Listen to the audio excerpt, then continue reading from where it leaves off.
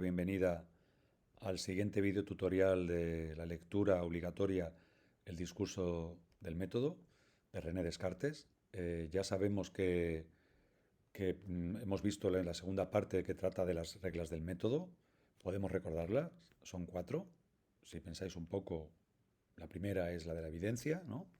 Y la segunda, la tercera, que tienen que ver con el propio funcionamiento de la razón, que las podéis recordar mentalmente, y la última, que es la de cierre, ¿no? Posteriormente, en esa misma parte del discurso del método, nos recuerda Descartes cuál es su objetivo final, ¿no? Aplica el método, que lo ha conseguido por fin, del que iba en búsqueda, para garantizar la certeza. Lo aplica en principio a la matemática con éxito y ahora pretende aplicarlo a la filosofía. Ese es su proyecto filosófico, que es una disciplina central porque es el tronco del árbol, es la base sobre la que se va a sentar todo el edificio del saber, que es un saber único. Y en el que, por cierto, en la filosofía no hay ninguna seguridad y el objetivo, evidentemente, es que esa misma certeza que tienen algunas ciencias, como las matemáticas en este caso, pues que también lo tenga la base del saber, el fundamento del saber, que es la filosofía, ¿no? Esta cuarta parte la podemos llamar, la podemos calificar los fundamentos de la metafísica. Metafísica aquí quiere decir, ya lo tenemos que conocer, es un término que Descartes utiliza frecuentemente y en la época de Descartes se utilizaba de forma muy habitual, que es el término metafísica. A partir de ahora, a partir de estos siglos, desde finales de la Edad Media, se utiliza fundamentalmente el término metafísica para referirse a la teoría de la realidad. Es decir, lo que nosotros tenemos que conocer ya como ontología. Bueno, ¿cuáles son los elementos de la realidad en Descartes? Pues sabemos que son 3, ¿no? Él utiliza el término sustancia, ¿no? O res, o cosa, como, como el componente de la realidad, ¿no? Está compuesta de 3 componentes fundamentales. Por una parte, la sustancia pensante, la res cogitans, es decir, el alma, el yo. En segundo lugar, encontrábamos, partiendo de esa base, de esa primera certeza que encontramos en el cogito, deduce la existencia de la sustancia infinita o perfecta, que es Dios. Y por último, a partir de esa garantía de la existencia de Dios como garante, garante de la verdad y por lo tanto garante del mundo. Un mundo que solamente Dios garantiza y que Descartes asume como un mundo matematizado, de matemáticas, de números, cuantificado, y un número mecánico. Tiene una concepción mecanicista del mundo, en la que todo se explica por reacciones físicas a partir de la fuerza y de la materia, ¿no? Es decir, una explicación del mundo absolutamente mecanicista, matematizada, y en la que se dejan de lado todos los aspectos pues, de la sensibilidad, que tienen que ver con el color, el olor, etcétera, ¿no? Eso es lo que garantiza Dios, la realidad de ese mundo matematizado. Eso lo tenemos que tener muy claro, ¿no? Hay que tener en cuenta que en esta época, estamos en la época de la ciencia, es la concepción que hay en la ciencia, una concepción matematizada y mecanicista del mundo, de la realidad, y por lo tanto Descartes recoge esa misma idea. Bueno, si observáis un poco, veis que la cuarta parte la he dividido en cuatro apartados fundamentales y los he diferenciado por color. Aquí tenéis el último color. Y cada uno de ellos trata de los siguientes temas, ¿no? Es muy importante el primero, el que está en celeste, porque el primero es gran parte de la explicación de toda su filosofía y en la que aplica el método en su momento analítico, ¿no? Para buscar esas ideas simples, buscar alguna certeza indubitable que se pueda captar de manera directa, ¿no? Para ello, en esa primera parte hay una pequeña introducción y a continuación ya nos desarrolla esa búsqueda en la que se involucra Descartes, que es en la búsqueda de un criterio de verdad firme, ¿no? Encontrar alguna certeza firme en el ámbito de la realidad, ¿no? Podemos decir que dentro de este apartado pues hay como también dos elementos diferenciados, ¿no? Dos subapartados. Por una parte tenemos la duda metódica y por otra parte tenemos la consecuencia de esa duda metódica, que es la primera verdad que por fin encuentra y que va a ser donde va a sentar todo su pensamiento y donde a partir del cual se va a deducir todo el edificio del saber, en este caso, de la realidad, de la ontología, de la metafísica, de la filosofía. Es la primera verdad, pienso, luego soy. Eso ocurre en este primer gran apartado, ¿no? Que es más breve que los demás, pero es muy importante. Así que tenéis el primer apartado, el celeste. El siguiente apartado es un apartado que se centra en un aspecto muy concreto, se centra en el alma. Es decir, hablar del alma en Descartes es hablar del yo, del cogito. ¿Eh? Nos explica su naturaleza, nos da ciertas claves de cómo él la interpreta y también nos lo distingue del cuerpo, que es muy importante. Este es el color verde. A continuación tenemos el color amarillo, mucho más extenso porque tiene distintos apartados, subapartados, perdón, importantes. Y en este apartado amarillo, pues de lo que trata es de Dios, de la sustancia infinita. Nos habla de su existencia, la demuestra. Además nos habla de su naturaleza y las propiedades precisamente que tiene esa sustancia infinita. Podemos distinguir dentro como 4 subapartados, ¿no? Por una parte tenemos la primera prueba de la existencia de Dios, a continuación tenemos la segunda prueba de la existencia de Dios, como subapartados dentro de este amarillo. A continuación desarrolla la naturaleza, es decir, los caracteres, aquello que caracteriza a la sustancia infinita, así como las propiedades de ese Dios, de ese ser divino. A continuación aparece la tercera prueba, brevemente referida, puesto que es la prueba del argumento ontológico y ya está más que desarrollada. Y por último nos habla del conocimiento, ¿no? de cómo se llega al conocimiento de Dios y del alma y de lo poco habitual que puede resultar, pero que evidentemente no es el camino o el medio para llegar a esas dos realidades, tanto a Dios como al alma, no es precisamente la sensibilidad, no es la información sensible, porque no se puede acceder a ellas a través de los sentidos, obviamente. Y ya por último, tenemos un apartado también muy importante, que es el último, que está en rosa, y que en este apartado Descartes desarrolla la existencia del mundo exterior. En este apartado pues es fundamental porque ya es donde ya afirma cierra su ciclo, su visión de la realidad, con el tercer componente de la realidad, la tercera sustancia, que sería la res extensa, ¿no? Recordemos que es extensa porque se puede medir y por lo tanto se puede cuantificar. Este apartado último, el rosa, está dividido a su vez en dos subapartados.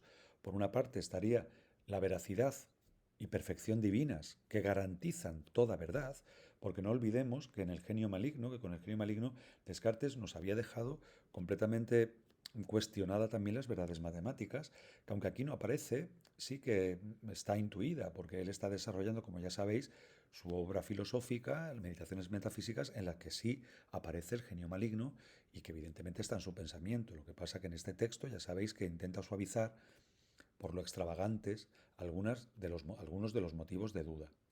Por lo tanto, tenemos una primera parte que trataría de la veracidad y perfección divinas como garantía de toda verdad y una segunda parte que precisamente trata de Dios como fundamento de la verdad de las ideas del mundo exterior. Vamos a irnos al principio. Un momento.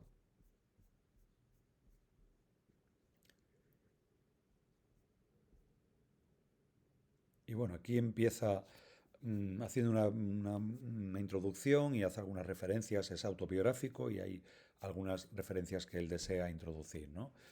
Para no entrar directamente al grano. Nos dice así: no sé si debo entreteneros con las primeras meditaciones allí realizadas.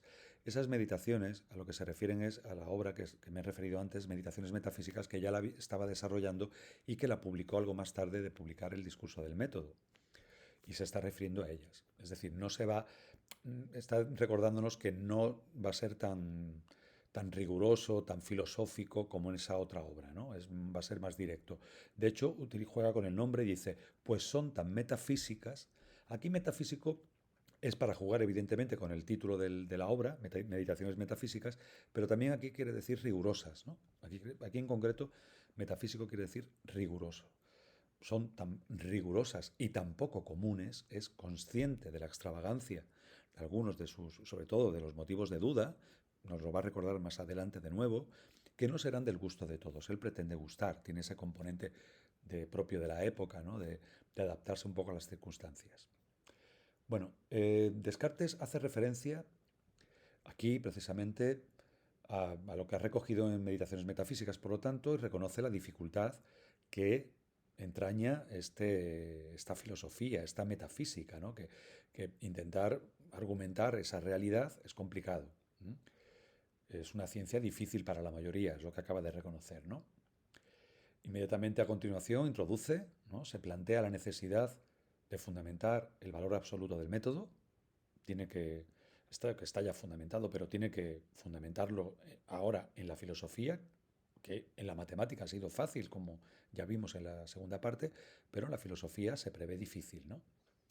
También nos recuerda la tercera parte del discurso del método que acaba de terminar, ¿no? Estamos en la cuarta parte al comienzo y acaba de terminar la tercera parte, titulada La moral por provisión o la moral por aprovisionamiento, o simplemente la moral provisional. Él nos recuerda que en el ámbito del comportamiento o de las costumbres, de la moral, hay que seguir por prudencia elemental opiniones. La prudencia es una característica moral de Descartes personal y que es además propia de su concepción ética, que es muy estoica, ¿no? El estoicismo habla de la prudencia, ¿no? Y pues él es muy prudente en este sentido, ¿no? Que hay que seguir prudentemente opiniones discutibles o inciertas de la sociedad en la que vivimos, del statu quo, pues para no complicarnos la vida, ¿no? Esta es precisamente una de las reglas de la moral provisional, es la segunda en concreto, y aparece justo aquí. Hacía tiempo que había advertido que en relación con las costumbres es necesario, en algunas ocasiones, seguir, falta aquí el término seguir, opiniones muy inciertas tal como si fuesen indudables, según he advertido anteriormente. Hay una clara referencia a esa tercera parte del discurso del método. Descartes, en esta cuarta parte, lo que quiere es centrarse en algo teórico, en investigar teóricamente la verdad. No le interesa el bien moral, le interesa el conocimiento seguro de la verdad. Él, con este objetivo, lo que pretende es excluir cualquier tipo de argumento, de verdad, en la que no exista la certeza, en la que no exista la seguridad. Por eso el camino va a ser la duda, porque para encontrar, si yo busco lo indubitable, lo mejor es eliminar o al menos marginar, dejar de lado, no eliminar, sino dejar de lado, por el momento, aquello en lo que no tenga certeza, lo que no tenga una seguridad absoluta. Así pues, ya nos da la pista de lo que va a hacer a continuación. Lo que va a hacer a continuación precisamente no va a ser otra cosa que introducir la duda como metódica, ¿no? Una duda metódica, una duda que es un medio para llegar a la verdad. Fijaros que aquí dice, pero puesto que deseaba entregarme solamente a la búsqueda de la verdad, opinaba que era preciso que hiciese todo lo contrario y que rechazase como absolutamente falso todo aquello en lo que pudiera imaginar la menor duda. Aquí hay varios elementos. Imaginar nos habla de hipotético, una imaginación. Imaginar duda quiere decir suponer que pueda ocurrir algún tipo de duda, que pueda producirse algún tipo de duda. No está afirmando que sea totalmente dubitable, simplemente que lo podamos suponer. Y nos habla de su estrategia. Va a rechazar como si fuera absolutamente falso. Es una duda metódica para llegar a la verdad, para llegar a lo enteramente indubitable, es metódica, porque tiene un fin que es lo indudable, y en segundo lugar también nos dice que es hipotética, porque es como, vamos a rechazar como si fuera absolutamente falso. Bueno, aquí aparece el primer motivo de duda, inmediatamente, es la duda de los sentidos, la falacia de los sentidos. Así pues, considerando que nuestros sentidos en algunas ocasiones nos inducen a error, en algunas ocasiones. No dice Descartes que nos induzcan siempre a error, en algunas. A continuación, siempre tiene el mismo formato la duda metódica, tiene un verbo de voluntad seguido de una expresión de suposición. Decidir es un verbo de voluntad. Ya nos da la pauta de una filosofía del sujeto, una filosofía que parte de una decisión. Esto es la primera vez que ocurre en filosofía. Y además que plantea hipótesis, algo también muy propio de la ciencia. Decidí suponer. ¿Qué es lo que supongo? Pues que aquello en lo que no haya seguridad, que es en este caso los sentidos, voy a suponer que no tiene ningún valor. ¿Por qué? Pues porque como no voy en búsqueda de lo indudable y en esto hay dudas, no me vale. Así que lo dejo de lado. En este sentido, Descartes, por lo tanto, la duda es metódica. ¿De qué duda? Duda de la información sensible. El motivo de duda, que a veces los sentidos nos inducen a error, la información sensible. Siguiente motivo de duda. Este es diferente al que aparece en los apuntes, porque los apuntes, el segundo, es el que aparece aquí en tercer lugar, que es donde dice aquí y finalmente, que es la confusión vigilia-sueño. En esta ocasión, Descartes en el discurso del método suaviza y cambia un poco el orden y los motivos de duda. En este caso, el motivo de duda es el error humano.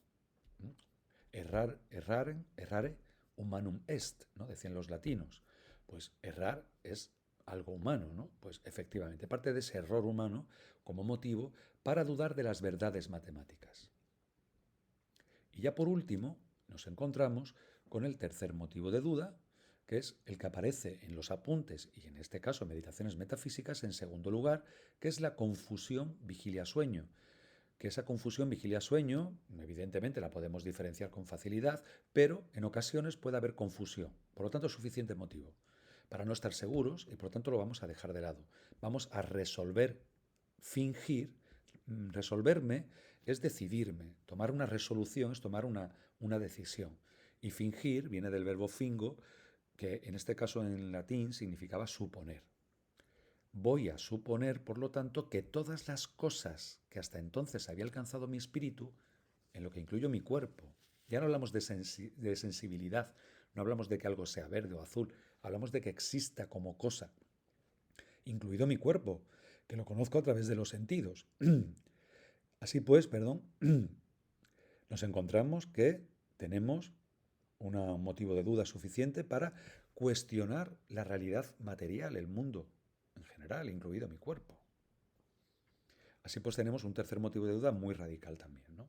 Bueno, Descartes de forma inmediata nos dice que no fue así, fue más paulatino, va a descubrir una primera verdad a salvo de cualquier género de duda. Aquí es donde este apartado, por lo tanto, desde aquí, desde pero hasta yo indagaba, aquí Descartes nos desarrolla la primera verdad. En la duda aparece con toda evidencia, después de esta duda, una primera y básica verdad. Ya tenemos, por lo tanto, con esa verdad, un primer principio en la filosofía que buscaba Descartes. Es algo que se ofrece al pensamiento con total claridad y distinción. Incluso aunque nuestros motivos de duda sean de lo más radicales y extravagantes, porque él mismo lo dice aquí, tan firme y tan segura que todas las extravagantes suposiciones, no olvidéis que está diciendo que la duda es toda una suposición. De los escépticos, él se ha comportado como un escéptico y ha dudado absolutamente de todo, pero lo ha supuesto. No es un escéptico como tal. Por eso él no se incluye. Que hasta las más extravagantes suposiciones de las que he incluido como dudas, no serían capaces de hacerla tambalear a esta verdad. ¿Esta verdad cuál es? Pues la tenemos aquí. Pienso, luego soy. Es tan firme y tan segura que todas las extravagantes suposiciones de los escépticos no la van a hacer tambalear. Así que la podemos afirmar con inquebrantable certeza como primer principio de mi filosofía. Pasamos a continuación al segundo apartado, que trataría del alma, su naturaleza y su distinción del cuerpo. Aquí nos habla ya de la sustancia pensante, del alma. Nos habla del alma, nos habla del yo, es lo mismo. Ese cogito, esa actividad interna, estamos hablando de esa vivencia interna, no estamos hablando del pensar como razonamiento, como deducción, no es toda la vida interior de nuestra mente. Tanto la que tiene que ver con la capacidad de entendimiento como la que tiene que ver con la capacidad de voluntad, el deseo, la afirmación, la negación, un ejercicio de matemáticas que desarrollamos mentalmente. Todo eso es el yo, todo eso es el cogito, todo eso es el pensamiento, no únicamente un razonamiento. Cuando hablamos de pensar, en Descartes hablamos de la vivencia interior. Por lo tanto, la sustancia pensante o el alma racional la tenemos como una realidad indudable, la hemos descubierto como tal en el pienso, en el pensar, y que tiene un atributo, que es el pensamiento, es decir, es una realidad que lo que hace es, la actividad que hace es pensar. Ya sabemos que aquí hay un prejuicio sustancialista. Descartes, evidentemente, influido por nuestra lengua, por nuestra estructura lingüística, la de las lenguas indoeuropeas en general, que son estructuras lingüísticas basadas en predicados y sujetos, que se dicen de sujetos, pues una actividad como el pensar no se entiende sin un sujeto que la desarrolla, que la realiza. Por lo tanto, Descartes aquí se apresura, o quizás un tanto apresurado, un tanto influido por esa predisposición del lenguaje, de la estructura lingüística, se apresura a decir que el pensamiento implica la existencia de una sustancia pensante. Una sustancia pensante, que es muy importante, se distingue del cuerpo. ¿Por qué? Porque lo hemos cuestionado. Porque su inexistencia, el que no exista el cuerpo, lo hemos podido suponer. Y hemos dudado, por supuesto, de su existencia. Al igual que de todo lo demás que es exterior. Aquí nos aparece la clave lógica, la clave más importante del cogito, que es la clave que para él es la evidencia. La evidencia del cogito está en esta expresión. Para pensar es necesario ser. Esa podemos decir que es la clave precisamente del fundamento de esta primera verdad. ¿No? No olvidemos que es la primera verdad en la que se va a sentar absolutamente todo. ¿No? A ver si lo encuentro.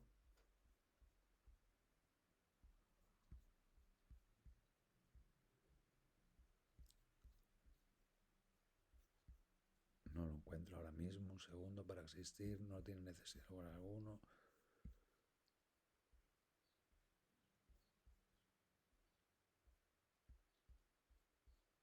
Bueno, ahora mismo no lo veo. Porque lo dice prácticamente textualmente, que para pensar es necesario ser.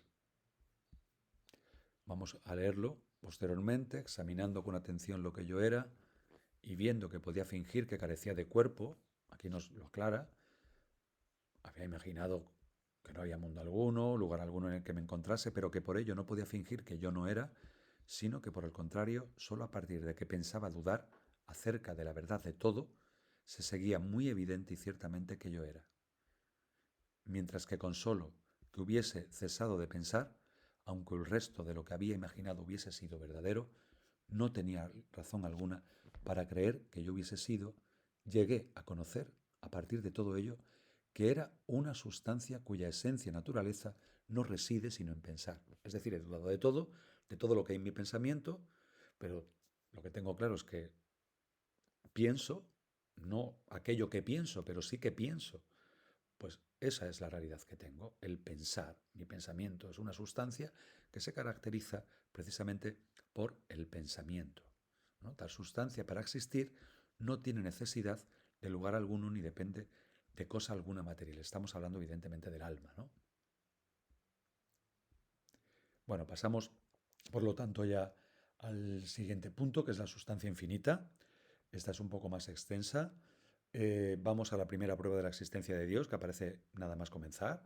Descartes directamente nos sitúa en esta... Bueno, se me ha olvidado decir que aquí aparecen las dos notas fundamentales de la primera verdad, ¿no? Nos indica que no solamente el cogito es la primera pieza de su filosofía, el pensamiento, ¿no? El alma es el primer principio de su filosofía, es también el criterio de verdad. Aquí hay que hacer una referencia clara a la primera regla del método.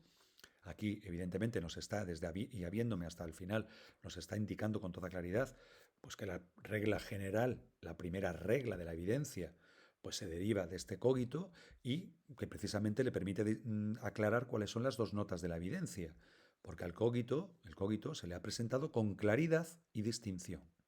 Y esto es lo que caracteriza la evidencia según Descartes y lo va a utilizar para su primera regla, la primera regla del método. Pasamos a la existencia de Dios. Descartes se centra directamente en la primera regla, en la primera demostración, la primera prueba de la existencia de Dios. Esta va desde a continuación hasta que fuese Dios, que está exactamente aquí. Hasta aquí va, es la más larga porque es la que podemos decir que es la que desarrolla en mayor medida la primera prueba, desde a continuación hasta que fuese Dios, hasta aquí. Bueno, ahí aparece la primera prueba de la existencia de Dios. ¿Cómo lo demuestra? Bueno, lo sabemos ya un poco, utiliza evidentemente el cogito como pieza clave, como punto a partir o principio a partir del que, premisa de la que va a partir para demostrar que Dios existe. También la imperfección de ese pensamiento, de esa sustancia, porque duda, y también la existencia de una idea innata, de una idea evidente, que es la idea de infinito, que aquí ni siquiera cuestiona. Él parte ya de que la idea de infinitud, la idea de perfección, la idea de Dios, es una idea innata al pensamiento y por lo tanto es evidente, está en el pensamiento, y a partir de esa idea que tiene el cogito, que posee el alma en su interior, en su pensamiento como contenido evidente y verdadero, Pues ahora se trata de aplicar el principio de causalidad. Esta es la clave de la demostración de la existencia de Dios en todo momento por parte de Descartes. Bueno, vamos a ver. Descartes, tras la investigación del sujeto, del conocimiento, se dedica ahora a demostrar la existencia de Dios, que es lo que toca a continuación, ¿no? Después del primer principio, tenemos que hay un objeto de conocimiento, una idea innata, que es la idea de Dios. Para ello, parte de nuevo del hecho de que duda, que implica estar seguro de que uno existe, pero también de que uno es imperfecto. Esta reflexión le demuestra que a pesar de ser imperfecto, posee la idea innata de lo perfecto, de la perfección, de la infinitud, de Dios, como una idea innata y por lo tanto evidente. En cuanto a los pensamientos de cosas no superiores a mí, como el cielo, la tierra, la luz, el calor y otras mil, si son verdaderos o existen, por lo tanto, los puedo conocer gracias a mi pensamiento. Los he podido causar yo y que mi pensamiento los ha podido crear porque son igual de imperfectos que yo y hay una proporcionalidad entre la causa y el efecto y me los he podido inventar yo. Pueden ser productos de mi mente. ¿Por qué? Porque no son tan perfectos. En este sentido, por lo tanto, los he podido producir, ¿no? Mentalmente hablando, ¿no? Aquí estamos diciendo también que el principio de causalidad en esta época tenía una relación de proporcionalidad entre la causa y el efecto. Esto hoy día se sabe que es erróneo, pero en aquel momento tanto la ciencia como la filosofía existía. Es proporcionar la causa con el efecto. Esto quiere decir que la causa, que es la que produce el efecto, nunca puede ser inferior al efecto. En todo caso, tiene que ser superior o igual. En este sentido, nosotros no somos el mundo, las cosas del mundo, no el mundo, pero sí las cosas del mundo, pues no son superiores a nosotros, en todo caso iguales, ¿no?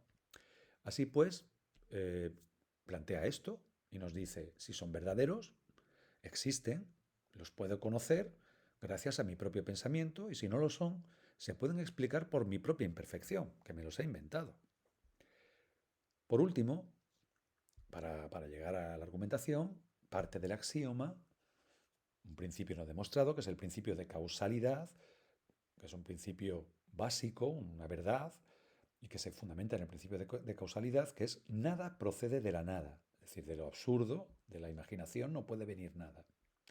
Ese por una parte, y además el principio de causalidad. Los dos juntos, ¿a qué nos llevan? Pues el principio de causalidad, además, nos lleva a que no puede haber más en el efecto que en la causa, como ya he comentado. Por lo tanto, deducimos que de lo imperfecto que somos nosotros no puede provenir, no ha podido producir lo imperfecto algo perfecto. La idea de perfección no puede provenir de mí. Y tampoco de la nada, porque ya hemos dicho que hay un axioma cartesiano y un axioma del pensamiento científico en aquella época y filosófico, que es que todas las cosas tienen una causalidad, tienen una causa. Las cosas no pueden provenir de la nada. Así pues, hay una conclusión evidente. Como la perfección no puede proceder de la imperfección, ni tampoco de la nada, ni ser un producto inventado, es preciso que la idea de perfección venga de un ser proporcionalmente igual de perfecto a esa idea de perfección. Es decir, Dios existe y es la causa de esta idea que yo tengo de la perfección. Lo tenéis aquí. No podía opinar lo mismo acerca de la idea de un ser más perfecto que el mío, pues que procediese de la nada era algo manifiestamente imposible. Y puesto que no hay una repugnancia menor, es decir, no puede haber mayor contradicción, es decir, que es absurdo, ¿no?, desde el punto de vista de la lógica, la existencia en que algo proceda de la nada, tampoco puede venir de la nada, es un principio, es un axioma básico, en el que también se fundamenta el principio de causalidad.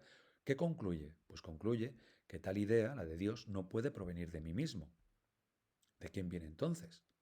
Si no viene de la nada, ni tampoco viene de mí mismo, porque soy imperfecto, ¿de dónde viene? Pues únicamente resta la alternativa de que hubiese sido inducida en mí por una naturaleza que realmente fuese más perfecta de lo que era la mía, y también que tuviese en sí todas esas perfecciones que tiene la idea que poseo en mi interior, que es una idea verdadera, no podemos olvidar, es una idea innata verdadera.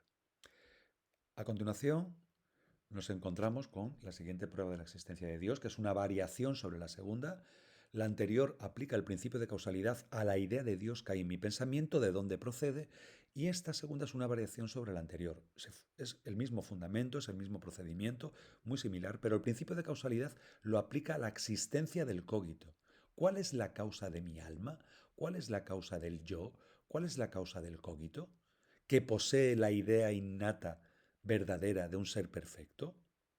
Bueno, pues Descartes aquí, en esta segunda variación, esta segunda prueba, incide, por lo tanto, en la idea de que la propia imperfección, que está clara porque dudamos de nuestra propia imperfección, y la contingencia, el que no somos necesarios, necesita de otro ser más perfecto, de un ser perfecto que haya podido producir nuestra alma, que posee la idea de perfección, porque no ha podido ser producida por un ser que no tenga esa perfección que me ha proporcionado, porque al producir mi alma, al causarla, mi alma posee una idea verdadera, una idea evidente, objetiva para Descartes, que está presente en toda la razón, en la razón de todo ser humano, que es objetiva e idéntica para todos. La perfección no puede provenir de un ser que no es perfecto, porque ha producido un alma que precisamente tiene esa idea verdadera.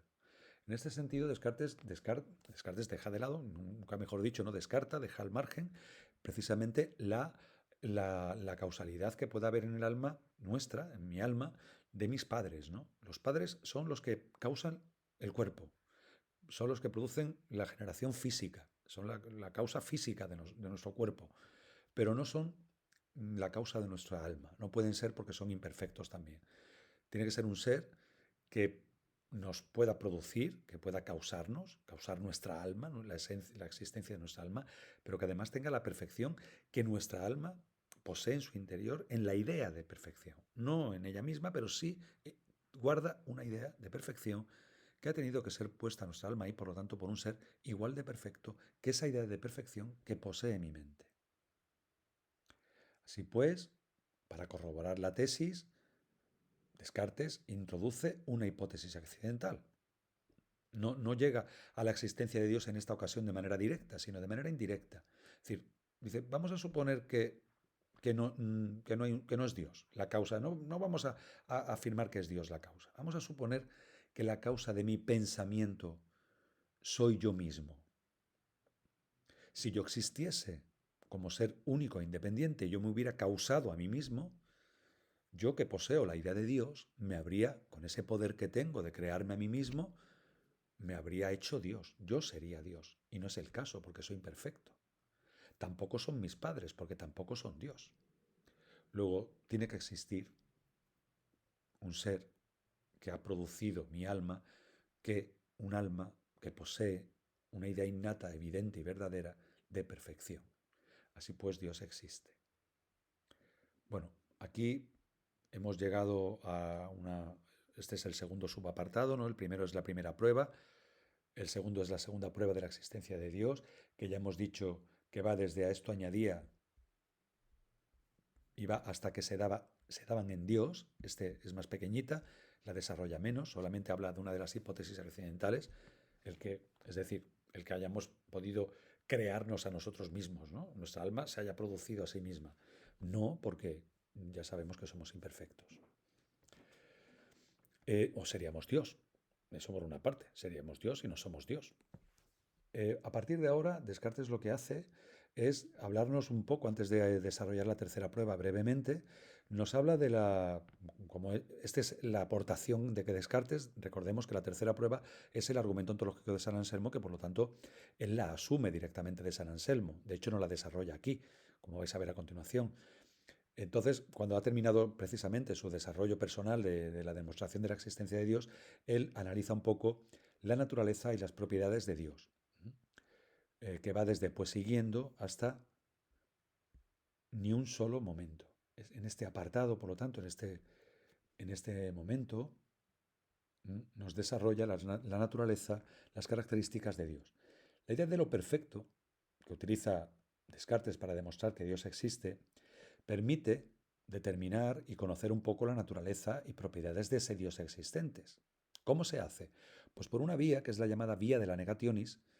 Esa vía negationis es una vía medieval que utilizaron algunos filósofos medievales, como el pseudo Dionisio Areopagita, que inauguró una forma de investigar y de desarrollar las propiedades de Dios en la Edad Media y que Descartes utiliza, ¿no?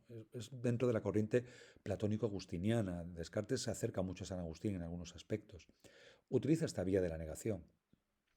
Es decir, ¿cómo podemos conocer a Dios? Diciendo lo que Dios no es. Dios no es duda, por ejemplo. Dios no es eh, em, eh, emoción. Dios no es muchas de las cosas que tenemos, que tristeza, emociones, me refiero a emociones, la tristeza, la inconstancia, la duda, no son propiedades de Dios. Dios es un ser perfecto.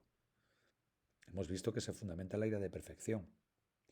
Por lo tanto, vamos por la vía de la negación. Es decir, vamos a señalar lo que Dios no es y llegar a la idea de perfección a partir de esa negación. Aparecen también los caminos para conocer la naturaleza de Dios, pero siempre a partir de ideas. Las que indican imperfección, como la duda, la inconstancia, la tristeza, no pueden aceptarse en Dios.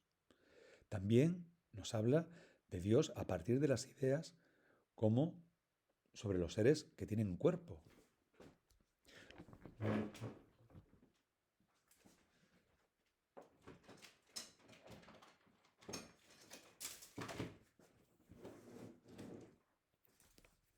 Disculpad un momento que la batería... Los seres que tienen cuerpo.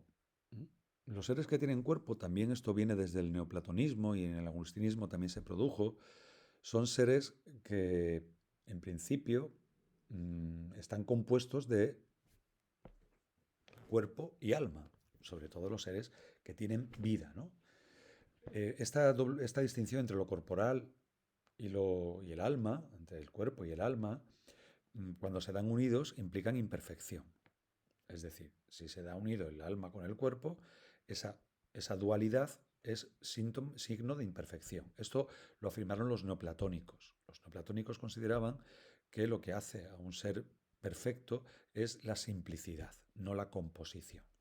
Y en este sentido, Dios tiene que ser, por lo tanto, no compuesto de cuerpo y alma, sino que el cuerpo, por lo tanto, no es un componente de ese Dios, ¿no? Porque es un ser simple y al ser perfecto tiene que ser un ser también incorpóreo. Por lo tanto, a partir de las ideas sobre los seres corpóreos, se ve la radical distinción que establece Descartes entre lo corporal y lo pensante, que ya lo hemos visto en el cogito. Hemos afirmado el cogito, el alma, con independencia del cuerpo, totalmente separado del cuerpo. Los cuerpos y las almas, cuando se dan unidos, como en el hombre, apuntan a una dualidad que implica composición, que implica una suma, una adición de dos cosas diferentes, diferentes entre sí. Esta dependencia para Descartes quiere decir imperfección, quiere decir subordinación. Por lo tanto, Dios no puede ser un ser perfecto subordinado, un ser imperfecto. Dios es perfecto, por lo tanto, no está compuesto de esos dos elementos, es pura, pura alma, pura, pura dimensión no corpórea. A continuación desarrolla la tercera prueba de la existencia de Dios, que va precisamente desde posteriormente hasta como lo pueda ser cualquier demostración de la geometría. Es este párrafo, por lo tanto, entero, ¿de acuerdo? Esta tercera prueba es la prueba del argumento ontológico, que Descartes, como ya os digo, no la desarrolla pormenorizadamente, sino que simplemente la explica, nos explica su característica, ¿no? No nos recuerda a San Anselmo de Canterbury ni explica la prueba de San Anselmo de Canterbury. Simplemente nos deja bien patente la clave de esa prueba. ¿Cuál es la clave? Pues la evidencia que lo mismo que 2 más 2 son 4, pues decir Dios existe, 2 más 2 son 4, ¿por qué? Pues porque es lo mismo. Pues decir Dios existe es decir lo mismo. Existencia y Dios es una identidad, es una evidencia que Dios existe porque pertenece a la esencia de lo divino, ¿no? La existencia. Esto es lo que nos va a decir Descartes y ese es el fundamento precisamente del argumento ontológico. La idea misma de perfección implica la existencia. A partir de las indagaciones que él realiza en el campo de las matemáticas, especialmente sobre el espacio geométrico, que fue un experto en geometría, la geometría de la que él nos habla es de una geometría que no tiene límites, en la que el espacio es continuo y no existe el vacío, ¿no? Imaginaros, ¿no? En la geometría, cuando planteamos el espacio y dibujamos realizamos desarrollamos o imaginamos una figura en el espacio en el que está imaginada o en el que está dibujada es un espacio pues, infinito y un espacio eh, continuo, sin límites. Hace referencia, de nuevo, al supremo criterio de la evidencia, porque estas características del espacio geométrico son evidentes para él. Pues lo mismo ocurre con Dios. O sea, lo que hace es un traslado y una analogía, una comparación, establece un parecido entre la evidencia del espacio geométrico, de la matemática, y la evidencia de la existencia de Dios. Son igual de evidentes. Hace referencia de nuevo al supremo criterio de la evidencia en cuanto a la existencia de dicho espacio, del espacio de la matemática, de la geometría, perdón. Inmediatamente a continuación, esa misma evidencia la aplica a Dios. La idea misma de Dios, ser absolutamente perfecto, implica la existencia necesariamente. O lo que es lo mismo, no sé si Dios existe, pero entre los contenidos de mi conciencia, de mi pensamiento, tengo la idea de Dios como el ser más perfecto que se puede pensar. La existencia es una perfección. Conclusión, Dios existe. Esta sería la clave, ¿no? Ya explicada por mí del argumento ontológico de San Anselmo, llevándola un poco al terreno de Descartes. La existencia, y es lo que deja bien patente Descartes, de Dios está comprendida en su propia esencia, en la propia naturaleza de Dios. Fijaros que dice aquí, y en consecuencia es por lo menos tan cierto que Dios, el ser perfecto, eso existe, como lo pueda ser cualquier demostración de la geometría. Establece ese paralelismo, esa analogía. Pasamos al siguiente apartado, que es el conocimiento de Dios y del alma. Este apartado es el último párrafo de este subapartado, ¿no? Del que trata de Dios, ¿no? Y aquí lo que nos hace un guiño para introducir la siguiente temática, ¿no? El siguiente subapartado, que ya sabéis que trata de la existencia del mundo exterior. Bueno, en este párrafo, desde pero lo que motiva hasta interviniese, Descartes explica que muchos, la mayoría de nosotros, incluido yo, encontramos dificultad en aceptar el conocimiento de realidades que no son corporales. No es tan fácil afirmar que Dios y el alma existen si no las vemos. Descartes considera que esta vinculación a lo sensible, esto de darle tanta importancia a lo sensible, es por la falta de costumbre de pensar por encima de los sentidos y la imaginación. Es decir, de utilizar la única fuente de conocimiento para él, que es la razón. Descartes descalifica el conocimiento puramente sensible. Aquí encontramos la base de la teoría racionalista, que es una teoría que descalifica la experiencia, que no consiente la experiencia, los sentidos. Por lo tanto, parece como que no lo comprende siquiera, ¿no? Si los sentidos no son el mejor medio para conocer, ¿qué problema hay en reconocer la existencia del alma y de Dios si las hemos alcanzado por la razón? Si es es la verdadera fuente de conocimiento. Descartes, bueno, aquí critica un principio de la escolástica, ¿no? Que aparece referido, que es una referencia a Santo Tomás de Aquino bien clara.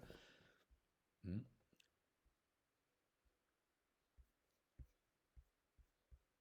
Fijaros que aquí habla de las escuelas y se está refiriendo a la escolástica, ¿eh? A la filosofía de Tomás de Aquino, que es una filosofía empirista, que le da valor a la experiencia. Santo Tomás de Aquino dijo, nada está en el pensamiento, nil est in intellectu, en el pensamiento, en el conocimiento, quod prius non fuerit in sensu, que antes no haya estado presente en la sensación.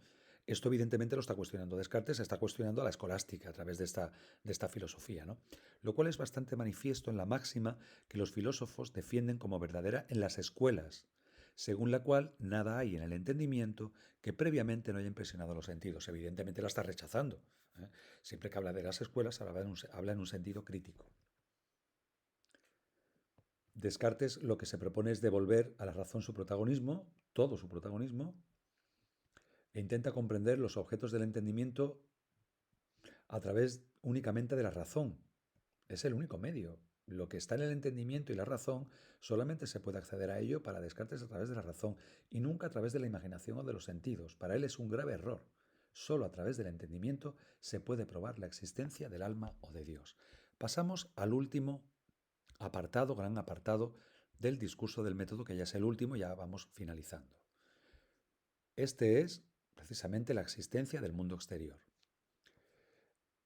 Una vez demostrada la existencia de que Dios es un ser perfecto y veraz y ya tenemos la existencia de Dios, ya tenemos todo el camino desarrollado. Porque si Dios existe, hemos acabado con el genio maligno.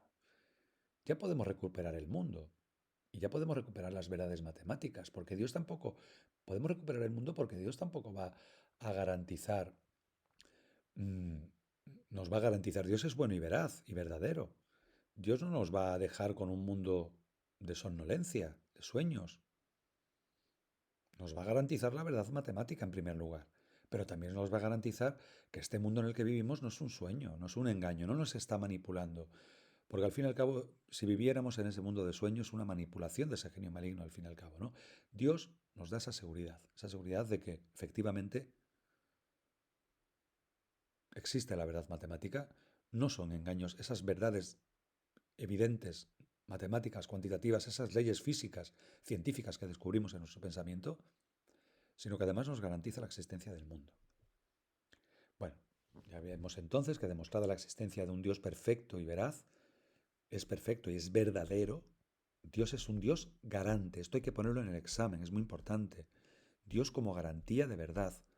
Dios como garantía de la existencia de un mundo verdadero y por lo tanto matematizado, cuantificado, medible y por lo tanto también mecanicista, un mundo que es mecánico. ¿Por qué? Pues porque precisamente para explicar su movimiento tenemos las leyes de la física, unas leyes mecanicistas que nos permiten conocer también cuantitativamente cómo se comporta ese mundo. Por lo tanto, no es solamente una descripción del mundo, es también su comportamiento está guiado por pautas y leyes físico-matemáticas. En este sentido, Dios no garantiza cualquier mundo, no garantiza que esto sea verde o que esto sea rosa en este caso, garantiza que esto existe, pero no que sea rosa. Que esto existe y tiene unas cualidades numéricas que se pueden explicar, como si fuera una máquina. El mundo, este mundo es una máquina y ese Dios es el Deus ex machina.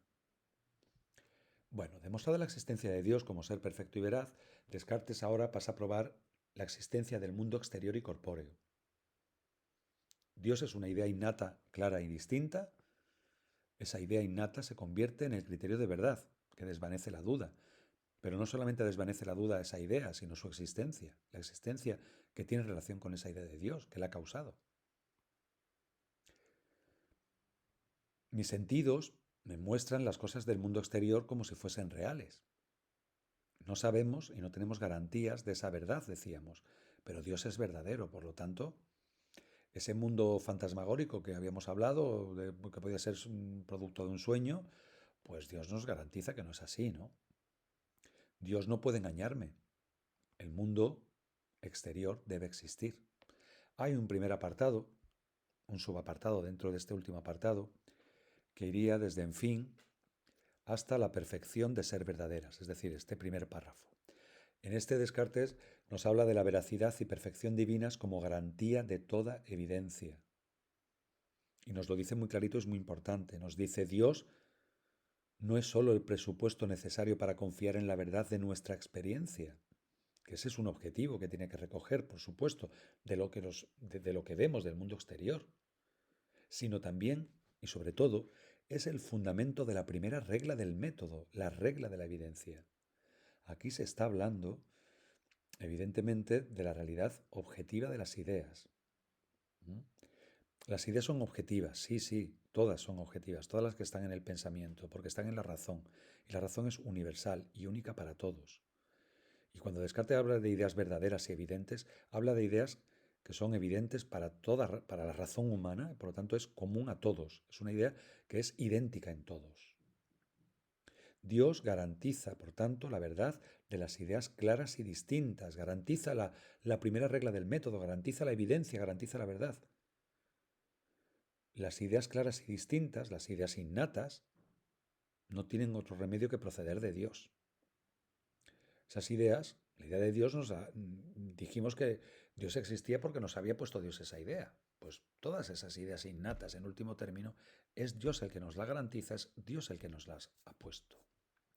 Pasamos ya al siguiente apartado, subapartado dentro del último apartado, que trata sobre la existencia del mundo exterior, como ya hemos visto, y aquí ya sí que desarrolla más concretamente, que va desde por tanto hasta el final, mientras soñamos, es decir, es este último párrafo entero. Aquí Descartes ya se centra en Dios como fundamento de la verdad de las ideas del mundo exterior. Ya tenemos garantizadas las ideas innatas, las ideas evidentes, Dios es la causa de ellas como garante de verdad. Ahora tenemos que garantizar la verdad de las ideas del mundo exterior. Este es el último subapartado, ya os digo, del último. Teniendo a Dios como garantía de la veracidad de nuestra razón, Dios garantiza la evidencia, ya puede Descartes completar su sistema, la tercera realidad, la tercera sustancia. Tenemos la sustancia cogitans, res cogitans. Tenemos la sustancia infinita, res infinita, Dios. Y ahora tenemos que llegar a la sustancia extensa. Tenemos que completar y demostrar la existencia real del mundo exterior y sus características, que la física puede y debe investigar.